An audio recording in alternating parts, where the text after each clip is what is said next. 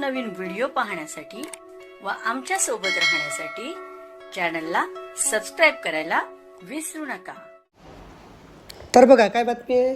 सरकारी कर्मचारी आतुरतेने 8व्या वेतन आयोगाची शिफारशी लागू होण्याची आतुरतेने वाट पाहत आहेत। या दरम्यान 8व्या वेतन आयोगाने सार्वजनिक सूचनासाठीची अंतिम मुदत पुन्हा एकदा वाढवली असून आता 15 जूनपर्यंत सर्व हितधारक 8व्या वेतन आयोगाकडे आपल्या सूचना सादर करू शकतात। याआधी 5 मार्चहून 30 एप्रिलपर्यंत मग 31 मेपर्यंत मुदतवाढ दिली गेली होती।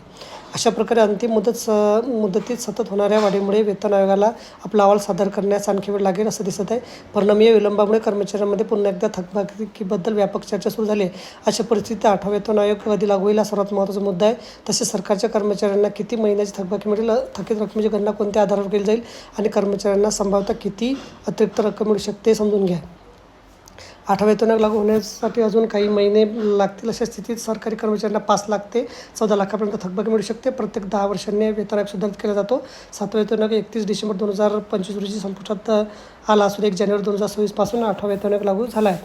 नवीन वेतन आयोगाची शिफारशी अद्याप तयार झालेल्या नसून कर्मचाऱ्यांना अजूनही 7व्या वेतन आयोगानुसार पगार दिला जात आहे। एकदा आयोगाचा अहवाल लागू झाल्यावर 1 जानेवारीपासून कर्मचाऱ्यांना 8व्या वेतन आयोगानुसार पगार मिळेल। त्यामुळे कर्मचाऱ्यांना थकबाकीत मोठी रक्कम मिळणं अपेक्षित आहे।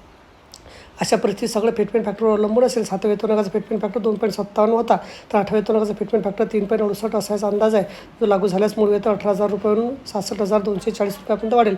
यानुसार सरकारी कर्मचाऱ्यांना दरमहा पगार 48.240 रुपयाची वाढ होईल, तर 10 महिन्याची थकबाकी विचारात घेतल्यास ती 4,82,400 रुपयापर्यंत पोहोचेल।